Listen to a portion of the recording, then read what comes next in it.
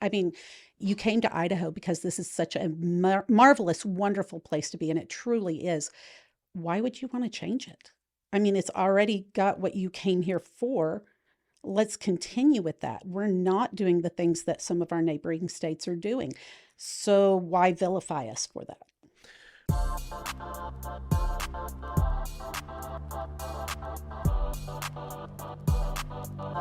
Thank you for coming today. Thank you for letting me be here.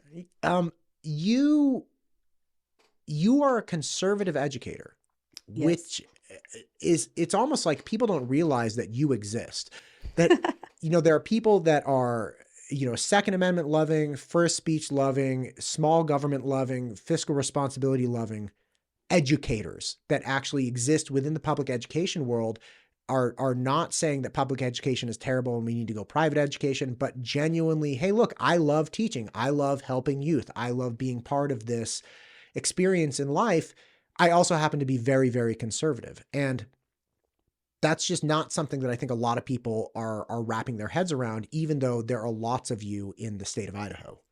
Well, we're representative of our communities and their demographics. So anytime you find conservatives in your community, you're going to find those same conservatives in the teacher population and the educator population. So what's the experience then for you in schools, boots on the ground, having a very conservative view? You were from Texas, correct? I am from Texas. Having a very conservative view and experiencing the public education system in Idaho.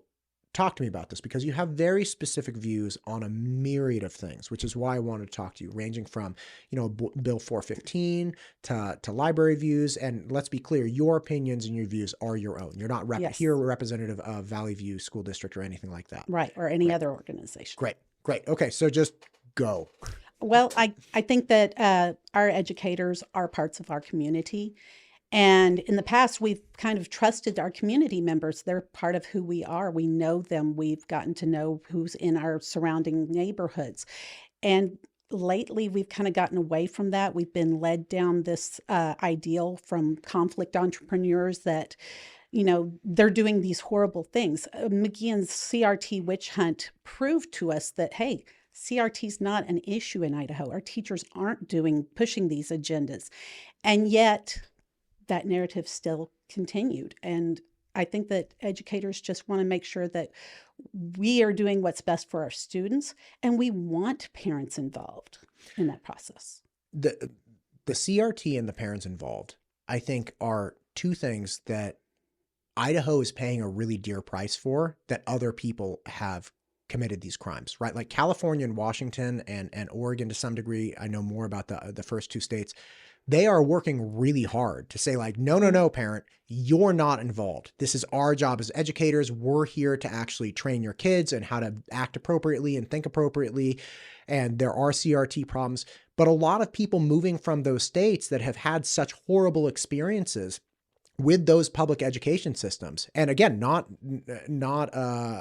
fictitious, like real bad experiences. They're moving here and going after the public education system here for those crimes committed by the other districts, not Idaho schools. Right. I mean, you came to Idaho because this is such a marvelous, wonderful place to be, and it truly is. Why would you want to change it? I mean, it's already got what you came here for. Let's continue with that. We're not doing the things that some of our neighboring states are doing. So why vilify us for that? Talk to me about community participation, because this is something you mentioned off air that I was really taken by. And it's you guys were able to pass a bond levy that I think you said had 70% in favor of, which is overwhelming for a public school bond in the state of Idaho. What led to that? That was a culmination of actions from all stakeholders across the community.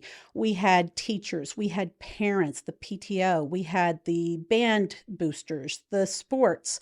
We had the political parties from both directions supporting what was in the best interest of our students. It's usually never about the teachers. It's about what is going to benefit our kids. And that's what we really do look for. And when you get your community and see that, hey, we are overwhelmed, we have too much population in these elementaries, it's hard to teach when you've got 40 kids in a kindergarten class, we need to build a couple more schools. Or, oh, look at the roof is leaking over here at this high school, we're putting out buckets every time it rains.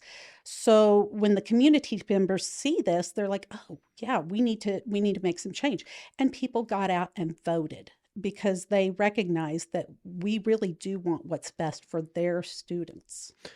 This podcast is brought to you by MTU Studios. If you're looking to start a podcast or need content for your business or personal use, content of any type, please reach out to MTU Studios. MTUstudios.com. We'd love to help. When you talk about people actually seeing the problems, over the last election round in the end of 23, when there were 8 people running for 3 spots of Board of Education, which is wild to have 8 people running. Obviously 2 of the zones had 3 people each, which is crazy to me because people really wanted to get involved. There were a lot of people that just had this real bad anxiety with, certain individuals will gain access to the board and they will jack up our property taxes and stuff. A lot of community members reached out and shared experiences that they had. One was in Washington, where I believe the individual said his property tax tripled over something like a year or two because of these school bonds that were getting passed. And another person was talking about like a horrible embezzling scheme, and it's insane, like $1 billion bond that had gotten passed and they had to recall both of these things out of the state of Idaho, right? And they're bringing these anxieties to the state saying, hey, we're worried about these things. But I don't think that they're going to, for instance, like you're talking about, they're not going to the high school to look at the buckets that are catching the rainwater, right? They're not going to the schools to see people sitting on the floor because there aren't desks. And I'm not saying that's representative of every single, I'm not like a bleeding heart, like, oh my God, let's quadruple the amount of money we send to public education. But there are real problems that people are just, how do you get people to participate in this way? How do you get people to buy in instead of just saying, hey, look, I don't believe in giving more money to public education, or I'm not happy with the public education system. It's like, okay, which teacher, right? Like which campus, right? Because public education is thousands and thousands of people at hundreds and hundreds of different locations just in the local area. So when people say, I don't believe in public education, it's like, okay, which part of it? Like, what do you mean? And largely, I find those people are the ones that are most detached from the actual happenings. You've got to get these people into the schools. If you're worried about what's happening in your school, in your local school, get in there, volunteer, sit on a community committee. I mean, just get involved, go to the board meetings. If you show up and you see what's actually happening, you have more input into the process. So it's really important to have those parents and community members being part of the solution and not just part of the problem. Okay, but listen, hang on. We got to get real here. Cut the crap. What do you mean just start volunteering? Like, people don't just come to volunteer for things. Like, it's pulling teeth getting people in there, right? Like that you couldn't have passed a 70% bond levy by getting people to volunteer. No, we reached out and we talked to people. We showed pictures, videos. We talked to our parents. Our parents know us. They know what we represent. They support us. We get out there and do community events in my district, we have a back to school fair that the teachers put on where we help gather people from the community and have different participants where we provide haircuts, school supplies, immunizations, sports physicals, dental. I mean, just a gamut of things that students need, and the families recognize that we're really in this for our kids. We're doing this from our own hearts with our own money a lot of times, and we don't get paid a whole lot. And so they see the efforts that we're going to make sure that their children are receiving the absolute best opportunity and start to their school year. And they know that where our hearts lie. And so when we reach out and we say, hey, I want to show you this video of us putting buckets out every time it rains. They look at that and go, yeah, I can see that there's a need here. So we're not wasting this money frivolously. My school district, the board is phenomenally fiscally conservative. They look at how every penny is being spent, and they make sure that they're not taking advantage of the taxpayers. And building that rapport with the community is vital to the success of our students and our schools. Yeah, what you just said, building the rapport before you have an ask. Mhm. It's you have to develop the lines of communication and trust before you go to somebody saying, hey, look, here's a problem. And I feel like that's just not happening in the majority of districts. The districts are only communicating with something meaningful when there's an issue that they need addressed, or when they're coming to say like, hey, here's the problem. They're not meeting the constituents and the stakeholders effectively in a meaningful capacity early on, right? It's always, kind of secondary. After the fact. Right. My district, the school board's really proactive. They have been instrumental. Like, for example, during COVID, they sent out surveys to get input from all of the stakeholders. What are we looking for? What levels of protections are you looking for? When we were one of the first districts back in person, because our school board listened to everybody and they said, look, our kids need to be in person. Let's make this happen.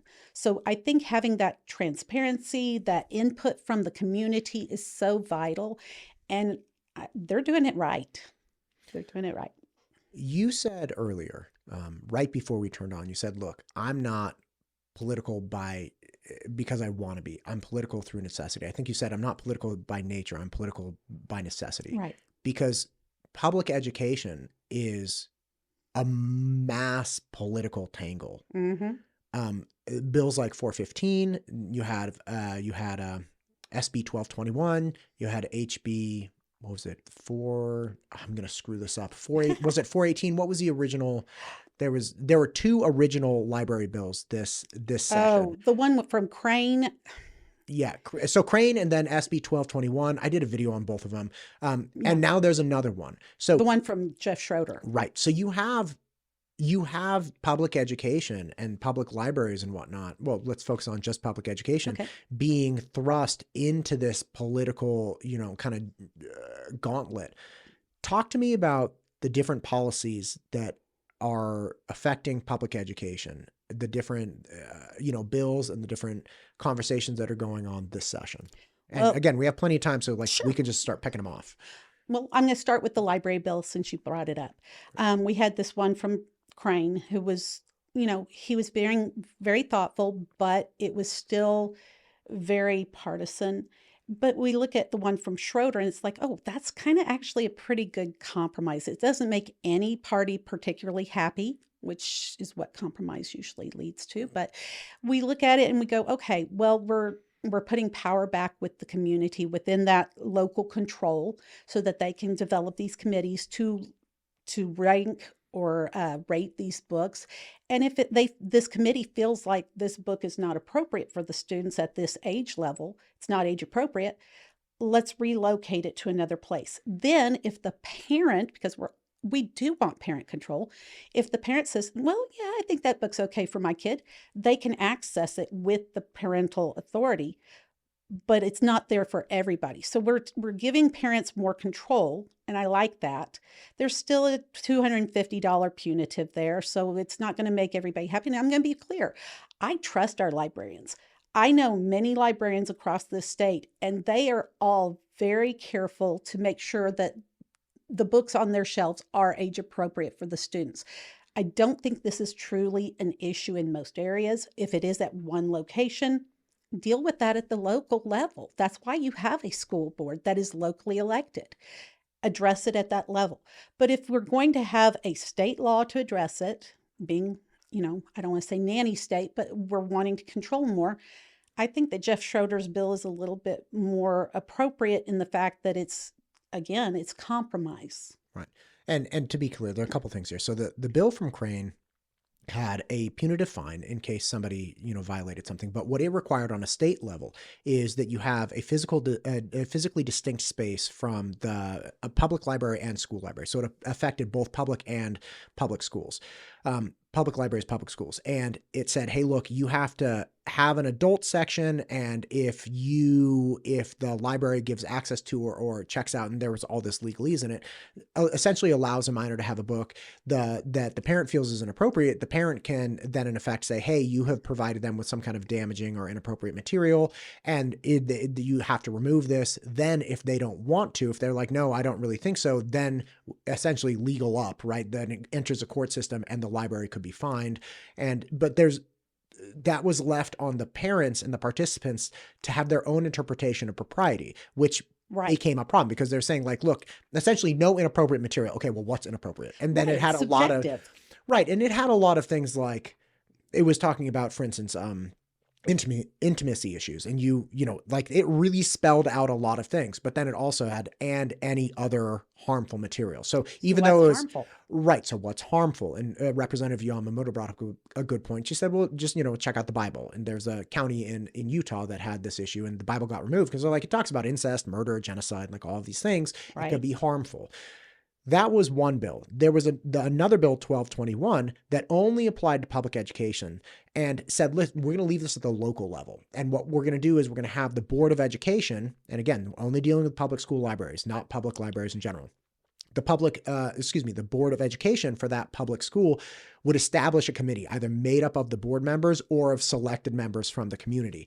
And those people would be in charge of saying, okay, what books are appropriate versus not appropriate for the age levels that we cater to at this school. If somebody objected, they could fill out a form. I don't know exactly the mechanism, but essentially you file a complaint that goes to the committee. If it gets bounced from the committee and the committee has a determination that you don't like, say they want to keep the book, then it goes up to the board. If the board likes it and says, look, we really don't think this book is a problem, they take a vote.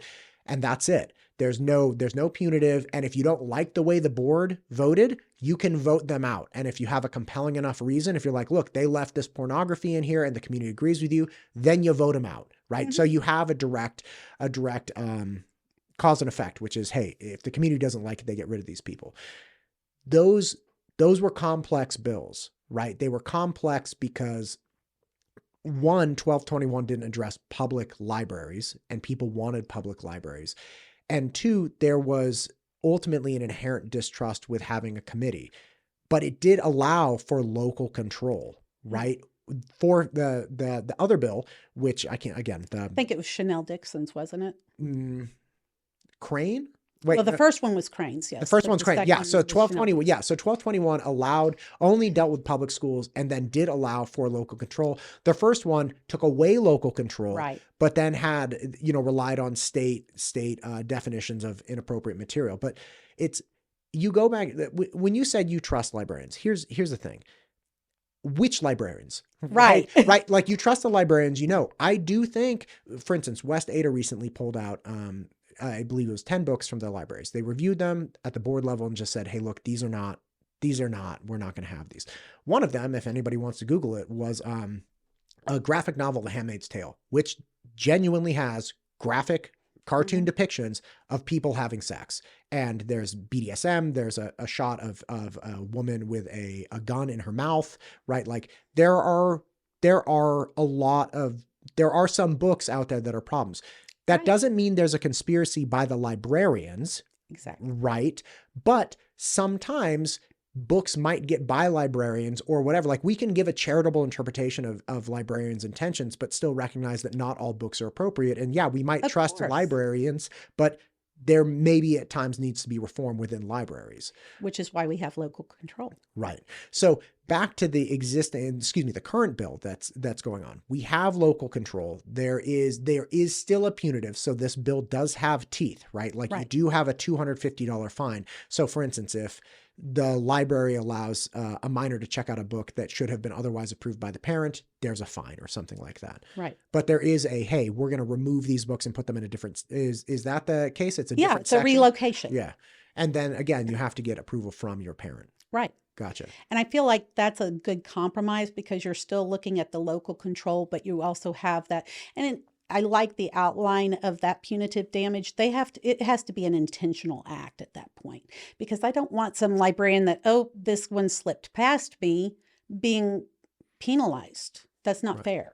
So having Right. that community involvement, the committee dictating what's appropriate, what's not, and having a process for, coming back and saying, but I disagree with this. There's a lot involved in that bill that I think is a lot more appropriate. Right.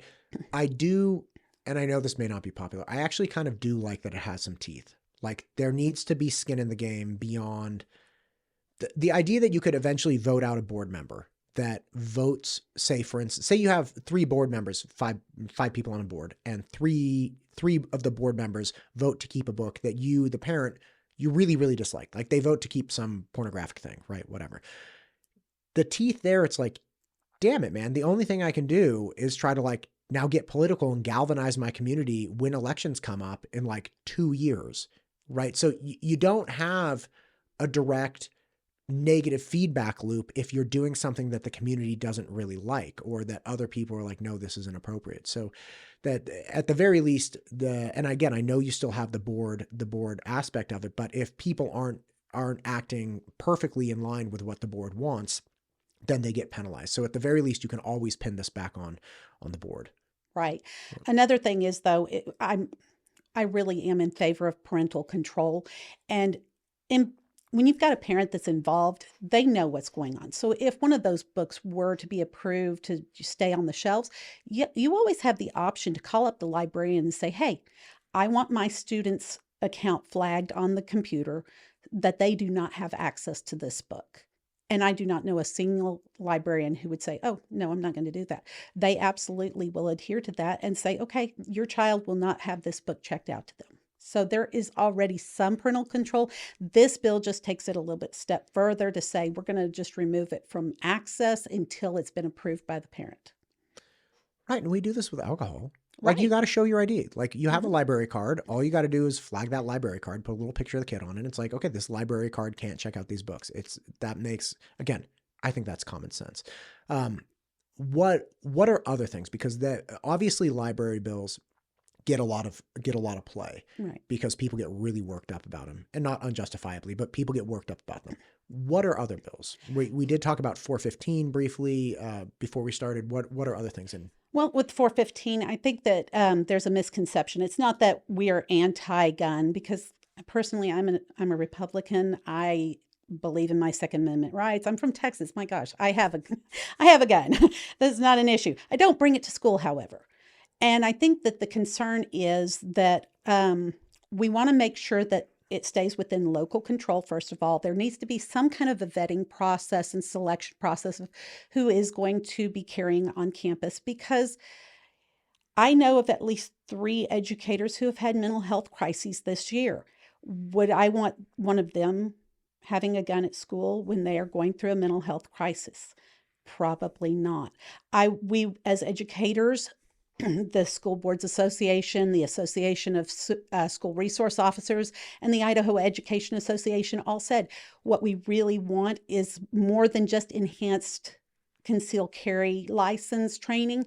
We want the live shooter training, because the chaos that will ensue in one of those kind of situations is very different from just having 100 rounds target practice at a still figure. There's so much more involved in that. So we want to have that live shooter training. We want to have the local control of vetting and selection. And there's no liability currently in that bill for anybody. So if Lord forbid, there is a situation and kids are running in chaos in the hallways, I understand not having a liability for friendly fire in that kind of situation. But what if a student disarms you in the classroom and gets a hold of your gun? Or what if, there's so many what ifs when it comes to, like I said, I like my guns, but I would not feel comfortable personally. And I agree that this bill does not force teachers to do that, is optional. But there are people that I might not feel comfortable because they don't have sufficient training, in my estimation. I'm not saying no completely. We have districts in the state already, mostly in rural communities, where they need to have this, and they already have this available, and they have local control. They have that enhanced training for the live shooter training. That's all that we are asking for. We're not saying no. We just would like a little bit more to that. I don't I don't think that anything's going to fix everything, but just adding a little bit more to that bill would make a lot more people comfortable with it. Yeah, and Lieutenant Sean Harper was in here recently and was talking about this specific thing, saying, hey, look, 415 allows you to go on the offensive. You don't have to just barricade yourself in the door and shoot at anything that comes to the door. You can literally exit your classroom and go after a shooter. It's like, well, but the enhanced concealed carry, it's not focusing on, okay, have you been trained to move and shoot? Mm-hmm. Have you been trained to consider your backdrop? What if there are people running in front of the shooter or behind the shooter? What if the shooter's in front of a wall that's just drywall and you start unloading a clip on the shooter? Well, those bullets are going through that person or through the wall. Who's on the back of the wall? Like all of these different things to be considered. The liability is profound. He was pointing out, hey, you own every single bullet that comes out of that gun. And if you start killing other people by accident, that's on you. Mm-hmm. Like this is a real liability. And again, he's not anti-gun he's not categorically like, okay, this is a problem. He's like, similar to you. Let's make this better. Let's figure out a way to improve this bill so we don't have unintended consequences, or we have a smaller probability of unintended consequences, and we still get the benefit of something like that. Exactly. Yeah. Yeah, that's a big one. It is huge. So Yeah. that's where most educators are standing right now, is that we just want a little bit more added in there. And there are some educators, of course, that are on both ends where, oh no, it's perfectly fine the way it is. And there's a lot of educators that are like, no guns in schools at all. This is a compromise. And I am all about working towards compromise within the two parties so that maybe we don't make everybody happy, but it's what's best for most.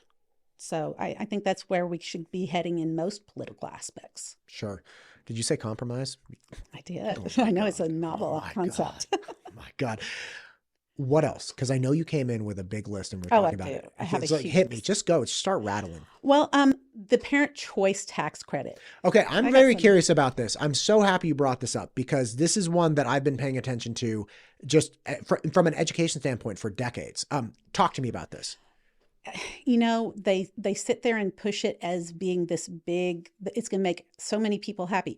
No, let's give background. Let's give background, what the problem is, what the proposed solution is, and then we'll talk. Talk to me about this. Problem is people want to have, they want tax dollars to go pay for their private choice education. That's going to go towards religious schools. That's going to go towards, when you talk parent choice, it's not about parent choice now. It's about school choice. That private school is going to get to determine who is going to be able to come into this school, who is not. And our Idaho Constitution, Article 9, Section 1, I believe it is, calls for common schools, uniform schools. When you start giving money to these private schools, that is no longer common or uniform, because they say, oh, well, we'll give an extra $1,000 startup for our low-income families. Well, that's great, but these families are still going to have to supplement that money that's given to them by the state through tax credit. They're still going to have to supplement that to be able to afford that private school tuition. And in other states, what we have seen is that these private schools, once they see this tax credit, they're like, ooh, money, and they increase their tuition fees. So we are just building a bigger gap between the haves and the have-nots. And public education is for all students. It is common. It is uniform. And let's be honest, we already have a lot of options available for parents in this state. In the public sector, we have the traditional schools, we have the charter schools, we have the alternative schools, we have virtual schools, we have magnet schools that cover a plethora of options from CTE to arts to legal and medical. There's all sorts of options available to our students already. Idaho has one of the most lenient laws in the entire nation with regard to governance over homeschooling. There are no restrictions placed on our homeschools right now. There's no oversight. So we have a lot of options that are available, but that's a private choice, and it should be funded with private dollars, not with public dollars. Public dollars need to remain in public schools. Right. So the bottom line is, with people feeling like, hey, I don't think the public school reflects my values or my idea of education. I'm either going to pull them and do homeschool, or I'm going to take them to a private school. Both of those options, that leaves the individual saying, but why am I still paying for this public school if I'm either doing my own thing and by the way, the school's not getting money, right? Because it's tuition based, right? But that person's still paying taxes, just like the person next door to them that does go to the public school. So they're saying, hey, look, where is this money going? And why isn't this money coming back to me, right? If we have this. So then you enter the problem of, okay, why wouldn't we give them this money? So say you want your kids to go to some private school, you've pulled them out of the public school, the tuition's $9,000, your district gets $5,000 per student. Why wouldn't we give you the $5,000? Well, the state can't pay money, or at least it's theoretically not supposed to say a Muslim school, a Christian school, a Buddhist school. Like, we're not supposed to pay public tax dollars to religious-based institutions. Right. That's just the way this goes. And I know there are a lot of people with a lot of Christian schools in the area, which is totally great, awesome. But and they advocate for this. They're saying, hey, I would really like to have that $5,000-ish go to my school that is faith-based and I really like it and I think it really reflects my values. Totally get it. But would that same person be happy if those same $5,000 for their neighbors were going to like a Muslim school around the corner, right? I think a lot of people get stuck with the religious-based argument where it's, no, this organization reflects my values. Do you want it to fund other value sets that you may not agree with? And that's not to indicate that, or even to suggest that Christian people don't agree with Muslim education or something like that. But the point is, once you go down one religious avenue, you have to open up all the religious avenues. And if Wiccan, Church of Satan, paganist, I mean, where do we stop? You really went there. Wow, Wiccan. I really went there. I mean, I don't have any issues with. Are they the ones with the glowing stuff? Are those the Wiccans? I don't believe so. One of them had glow sticks. Religion, but I'm just saying, I have nothing against any of these religions. They are personal options. But again, that's a private choice. And private funding should be for those private choices. Public schools are available to all. And let's be honest, our older populations are still paying their taxes towards these schools, and they don't even have children in the school system. Public school is not for just the individual. It affects all of society. We want a well-educated populace. That was established by our founding fathers. So we definitely need to be funding this. And it's a constitutional obligation in the state of Idaho anyway. So we don't have a constitutional obligation to be funding your personal choice and your personal choice and your personal choice. We all have the option for public school. You have the option to take your child elsewhere, to homeschool them or take them to private school, but you need to be responsible for that funding. Right. What's the school is it the Nampa School District that's closing down schools because 4 schools. Yeah. Okay. So this is a situation where, and I've been talking to a lot of people about this, where look, the area is growing. That's undeniable. Anybody, even if you moved here a month ago, you're like, oh, it's growing from a month ago. Like, the streets are getting more crowded. The stores are getting more crowded. It's growing. But we have dwindling enrollment in public education spheres, which means that you have this inherent disconnect, this distrust that people coming in are saying, hey, I'm either directly staying out of public school, or even if they try public school a little bit, then they go private, and then existing people also going private. And when you have a large enough disconnect, you see what's happening where the school districts are now like, okay, people don't trust us so much and they're not sending their kids to our schools so much. They're finding other alternatives, be it homeschool or whatever, that we actually can't operate now in our current existence with our infrastructure. Like, we can't keep the schools open. We don't have enough tax dollars. We can't keep the maintenance going. This seems to be like the collapse of a public school system. I think there are a lot of factors at play in Nampa.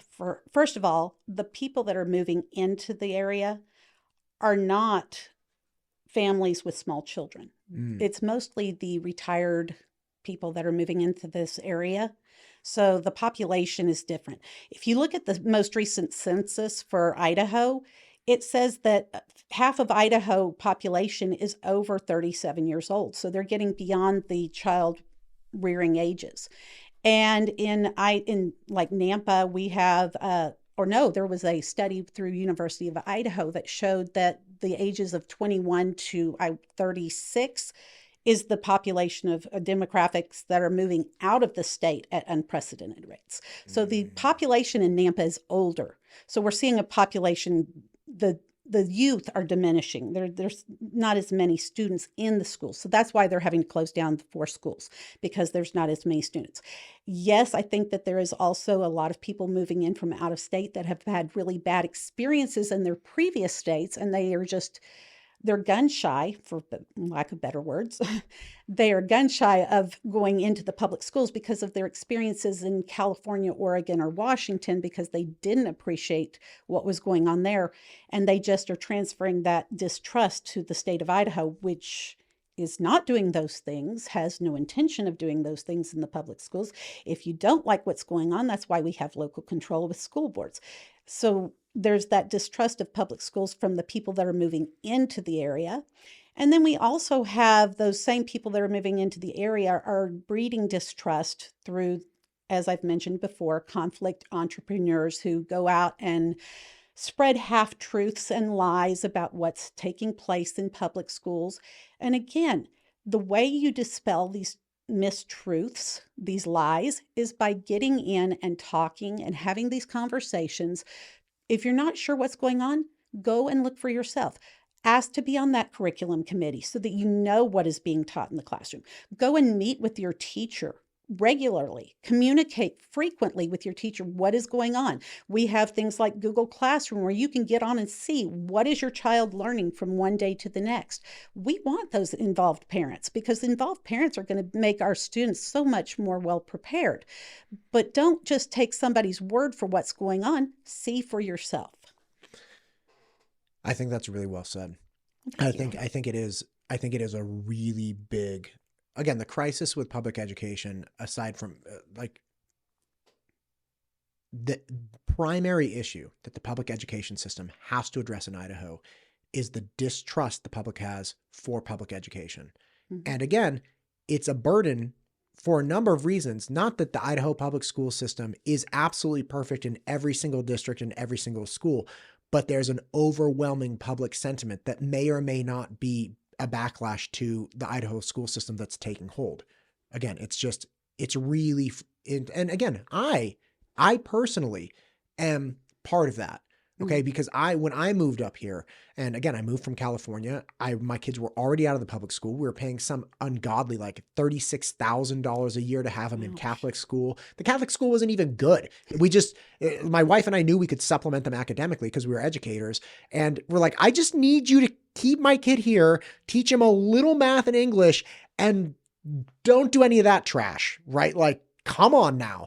And moving up here, instantaneously, we looked for like, well, what are the private schools? And ultimately, we had friends that had moved up before us from the same area in Northern California in Danville that said, hey, listen, we had our kids in private school too.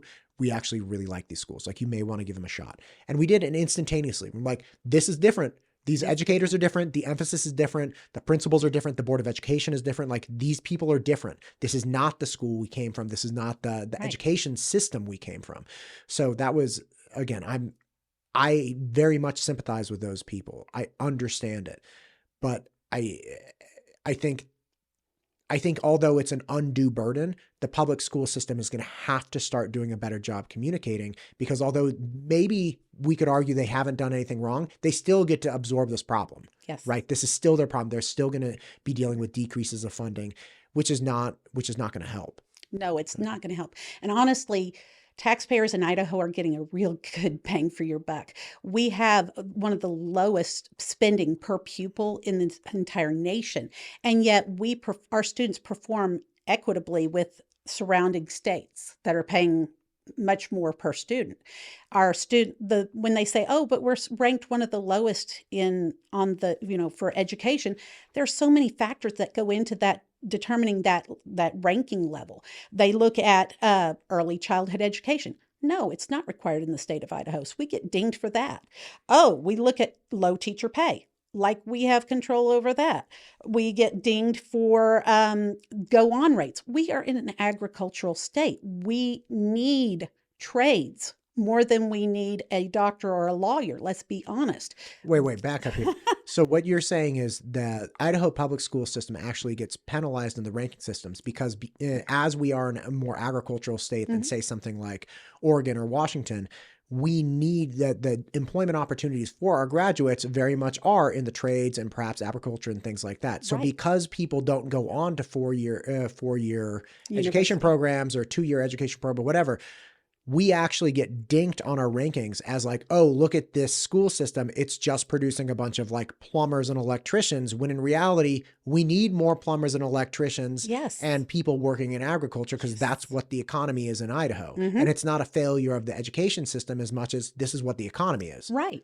And I mean, all of these factors go into play in that ranking system. And yes, educational performance is one of those pieces. And like I said before, if you look at our standardized test scores, they are at least equal to or above our neighboring states. So we are performing well, and you are getting a great bargain within the education system in Idaho, the public schools. And listen, again, part of the problem with this, my entire career before I moved up here was SAT prep. And I can say from the week I graduated from Cal, all I did was teach. That's all I wanted to do.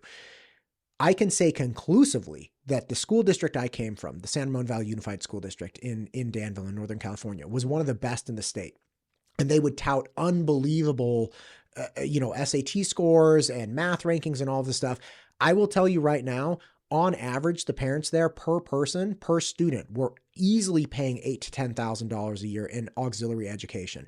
And that's not even taking into account the commitment that parents had to educating their kids. So these teachers got incredible credit the school district got credit for these high rankings, but in reality, it was a total lie. There was one school in particular, San Ramon Valley High School, that has this atrocious math program.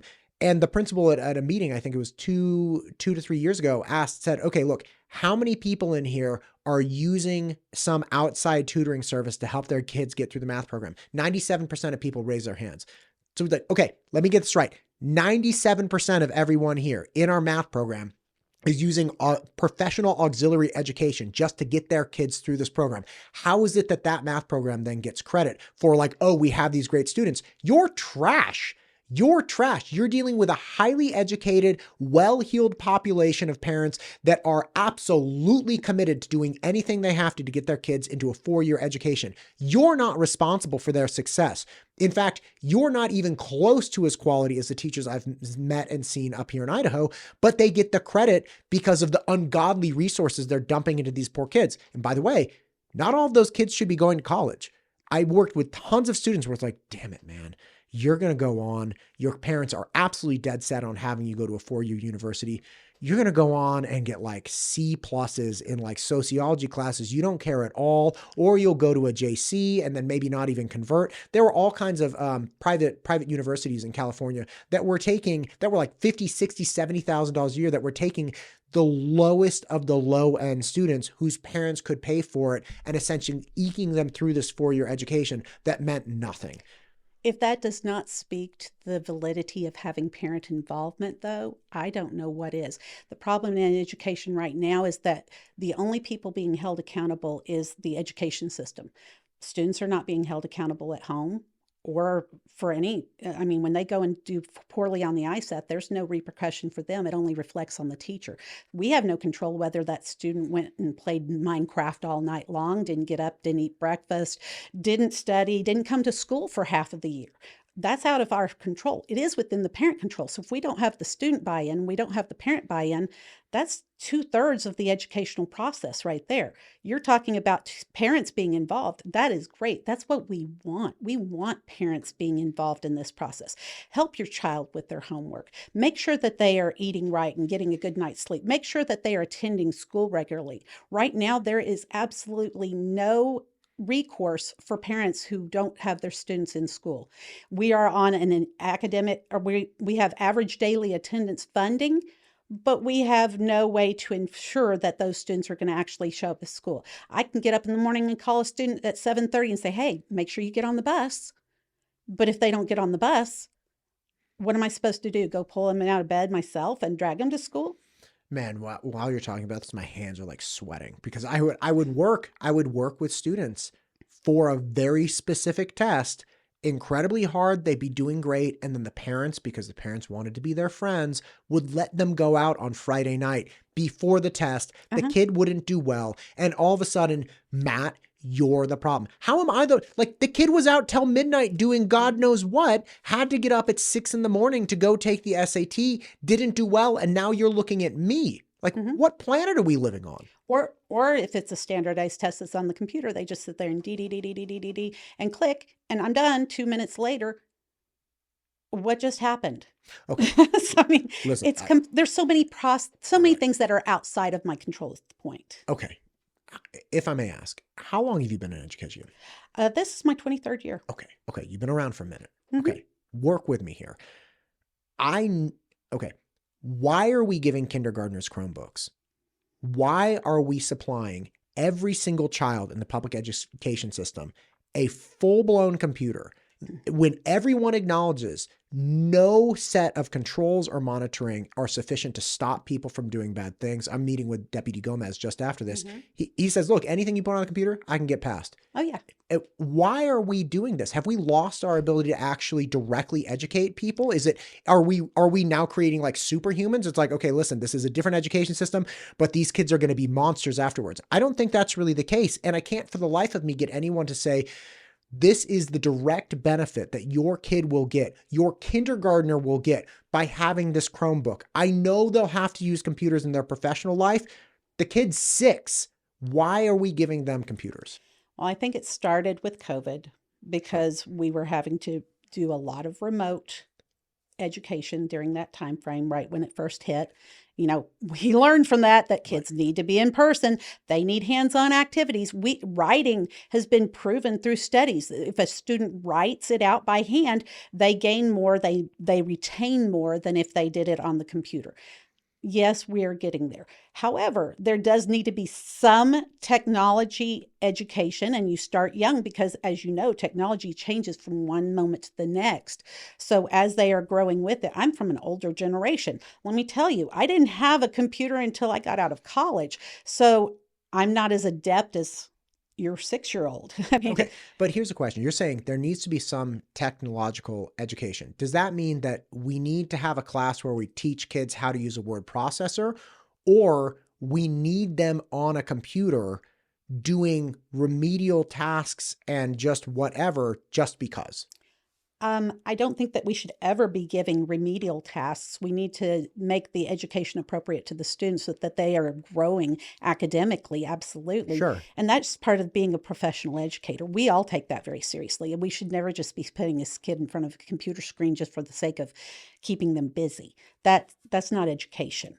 That wouldn't be effective for anybody's student. But we do need to start teaching them how to engage appropriately online. We need to teach them how to utilize this technology appropriately. I mean, AI is coming down the pike. That's the biggest thing on the teacher's radar right now, is how do we work with this effectively? It's here.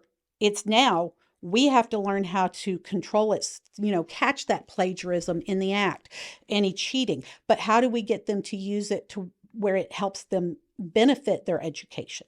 So teaching them how to use it effectively is going to be more advantageous than just saying, no, don't do that. We're only going to do paper and pencil. That's not going to help them grow. Okay. I get what you're saying.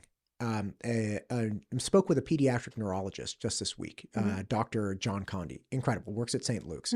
And I asked him about this as well because he's very concerned about the technological mechanisms we're putting in hands of young kids. And I said, look, what about the people that think this is part of education? He said, look, if you want your kid to be a pharmacist when he grows up, you don't just give him a bunch of opioids and alcohol. Right. You teach him pharmacology. He goes to school, he studies chemistry, things like this. What are those?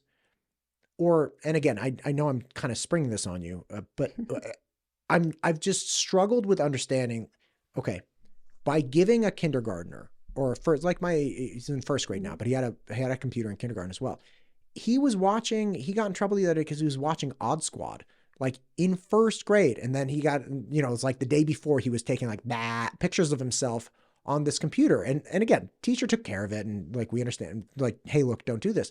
But what is the irreplaceable benefit that he gets by having that computer in there? Because like, I understand you're like, hey, look, he cannot get these things. There's no way he's going to get these things unless we give him this computer.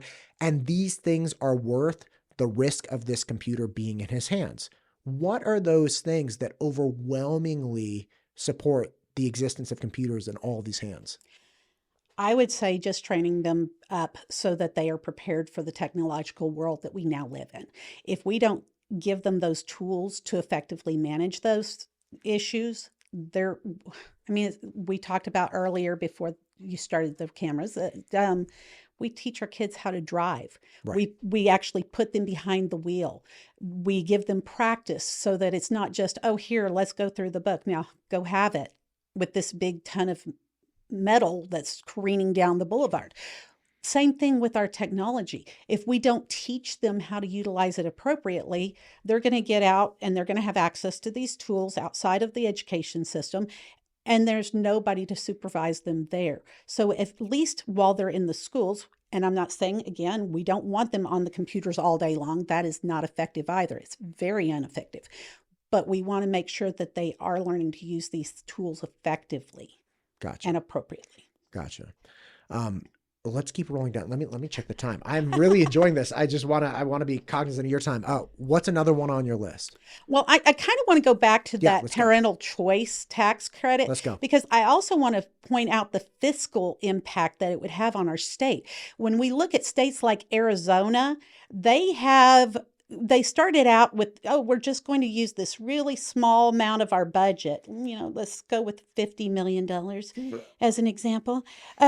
And it has ballooned to $900 million.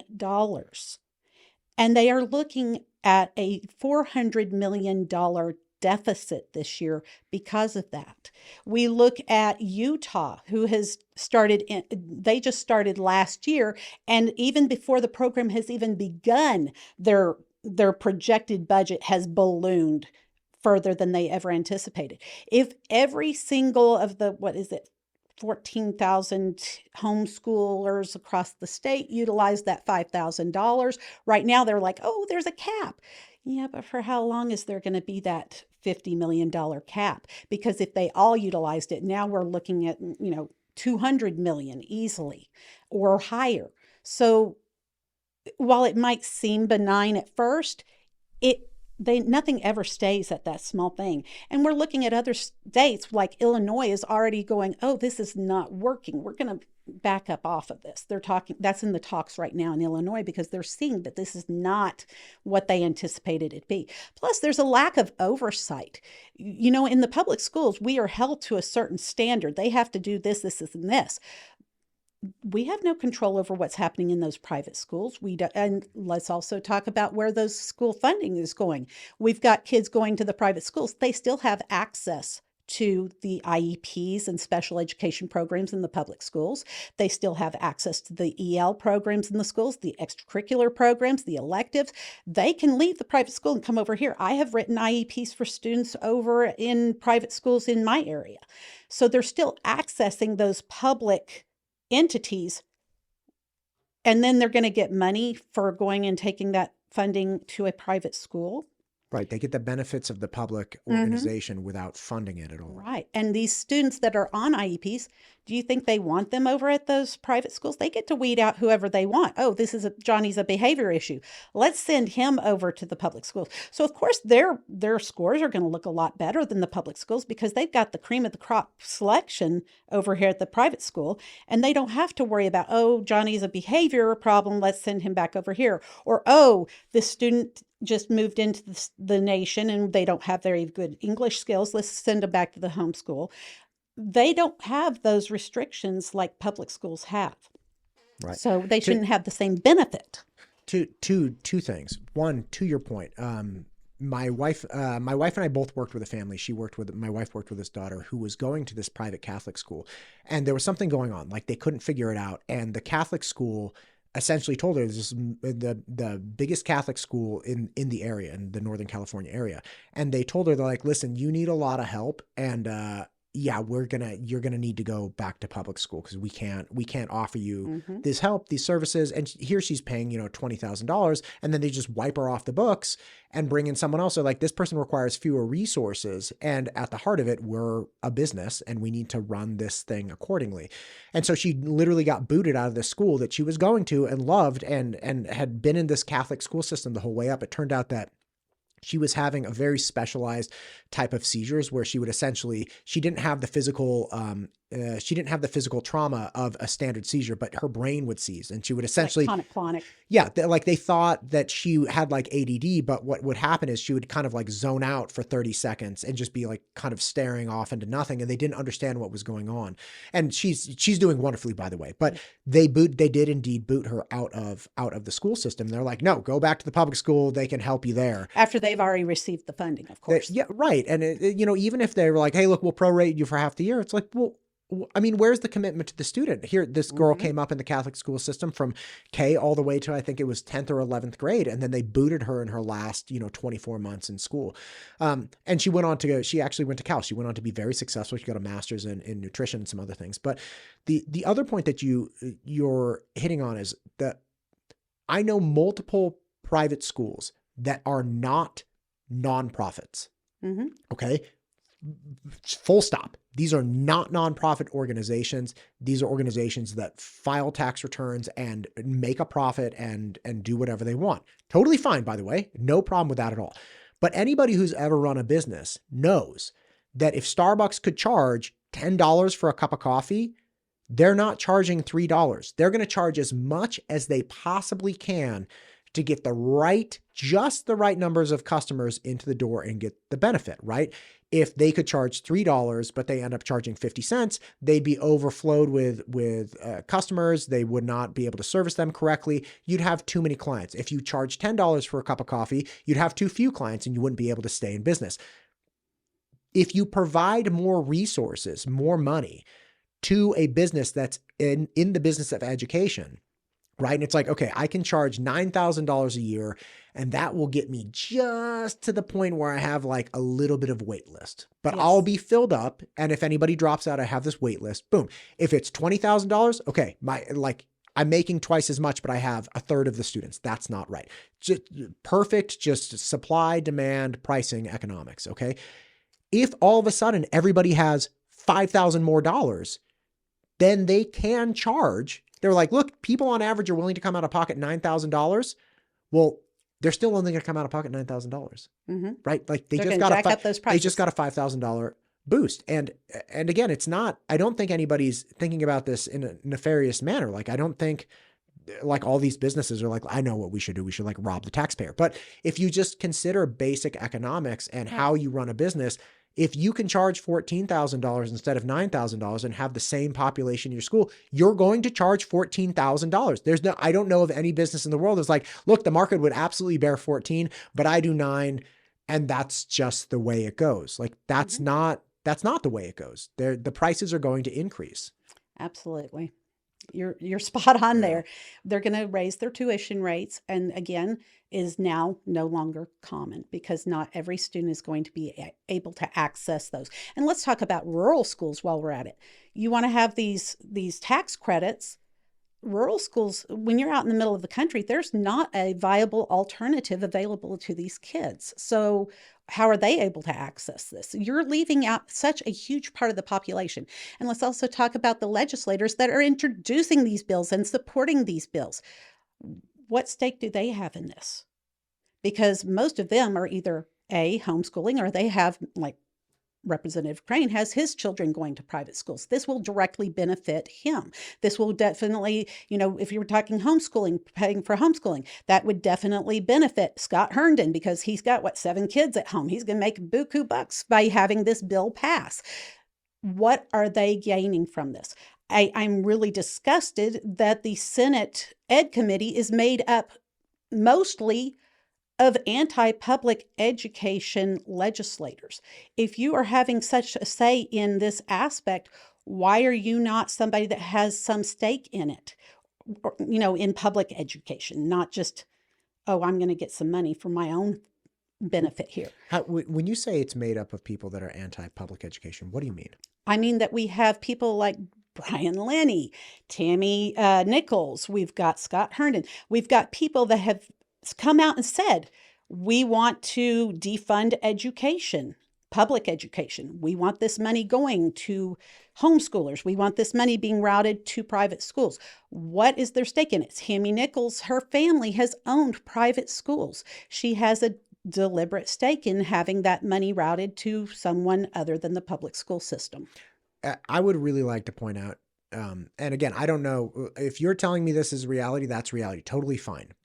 I do take issue at times when people say, hey, look, this person has benefited this or will benefit from this, and that disqualifies them as having a valid position. And I'm not saying that's what you're necessarily doing, but just the fact that somebody's like, hey, my kids are in private school, and by the way, I also think this is a better way to run public education. Somebody might be getting a little money from that, or, how you put it, buku bucks, but that, I think that would probably be a rare case. Again, these things are really complex, right? But I want transparency. I want transparency. And if you are on the education committee, it should be for the benefit of all the populace, not just a small portion of the populace. And you are in charge of how those tax dollars are being spent. So it needs to be done fiscally conservatively. We need to make sure that our what I pay in taxes, I want to make sure that it's being used appropriately and not just being spent without any kind of governance or oversight. Right. There is another aspect too of, we're going to have these education systems, and we can defund them, but that we're still going to have them. And beyond that, the real solution should be, okay, look, why are all of these, why do we have so many homeschool people, right? Why do we have so many private schools? Why do we have people that are so passionately against public education? And again, I think we spoke about this before. It comes down to this crisis of confidence that I don't believe that the librarians, that the English teacher, that the history teacher, that all of these people are aligned, appropriately. There's actually a problem with West Ada School District in that they have these great policies, but they actually don't want to publish, publicly and shout from the mountaintops. I out them all the time saying hey, these are great policies. We have a policy against teaching CRT. So whatever you think it's happening or not, we have a policy against teaching. We have a policy against waving any flag aside from the American flag and the Idaho flag. We have a policy against these things. So we actually don't want these things either. And if it happens, let us know, right? People break policy all the time, we'll fix it. But these are our express policies. And bringing people back to the point where they feel like perhaps public schools don't espouse the same moral values that they're like, look, I want a faith-based education that will help, instill these values. Okay. Maybe they're not espousing morality to people. They do espouse citizenship and appropriate engagements within the public sphere and civility, but they're also not doing these other things. The public school is here for math. They're here for science. They're here for English. They're here for citizenship, help an elderly person across the street with a bag of groceries. Right? Let's take out everything that could be argued and just focus on these things. It seems like some districts are really trying to do that, and the word's just not getting out. Again, I think that we could probably do a better job of communicating with our communities. I love transparency within our districts. I like having that public input. And our school systems are, again, reflective of our communities. If you don't like what's going on in your school system, please get involved. Talk to your school boards. Talk to that local control. Before you even get to the school board, go and have the conversation with your teacher. If that doesn't work, go to her administrator, his administrator. Then if that's not effective, then you go to your school boards. Why are we always starting at the state level? Why? There's no sense in that. If we're talking, we want local control, we want parents in charge, start at the ground level and work your way up. Right. And that's, again, if the individuals even go to the state level, right? There are a lot of people, I think, apathy is a problem in elections, but apathy is becoming a larger problem just in everyday happenings of okay, I understand you have this problem. Did you contact the person in charge of it? Right. It's well, I told my teacher. Okay, but you have a problem with the school in general. Did you contact Your Or like, administrator. right. Did you contact the board? Like the board members are very accessible, at least in Yes. my district. They are. And they're like, I think people again have different views on stuff that came from out of state. But listen, I've been chatting your ear off for almost 2 hours now, on and off camera. I'm going to let you go. What is there anything we've missed? And we're definitely going to have to do round 2 on this, but like we've talked about a lot. Is there anything you want to say in closing? Well, I just really feel like it's so important that we are cognizant of what's going on in our communities and that our legislators are reflecting that. I don't want a legislator that's signing away a loyalty oath to some other entity. I want a legislator who's listening to their constituents and within their community and reflecting the needs of their community. And I think that works from the schools to any aspect that can be covered in the legislature. So I want to make sure that we're electing the right people. And that means that we have to show up to the polls, and especially during the primaries. That's when it's most effective, because that's when you get to see all the gamut of who's available.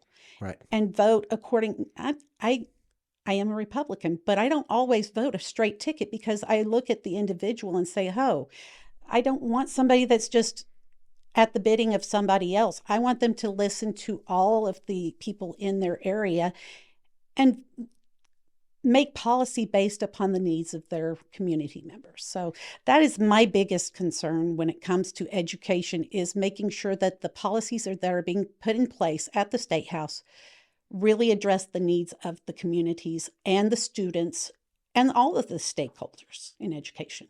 That's really well said. And I appreciate that too. Thank you for coming in today. Thank you. I really appreciate you. I hope you'll agree to do round 2 in the future. Absolutely. This has been great. Because I'm sure we could go on for hours. You know what? I think that's the problem. We'll wipe the day. We'll just go for like a 5-hour bender. We'll order pizza. It'll be great. Thank you for coming in. Thank you for what you're doing for Idaho students. And yeah, we'll do this again. Thank you. This podcast is brought to you by MTU Studios. If you're looking to start a podcast or need content for your business or personal use, content of any type, please reach out to MTU Studios. MTUstudios.com. We'd love to help.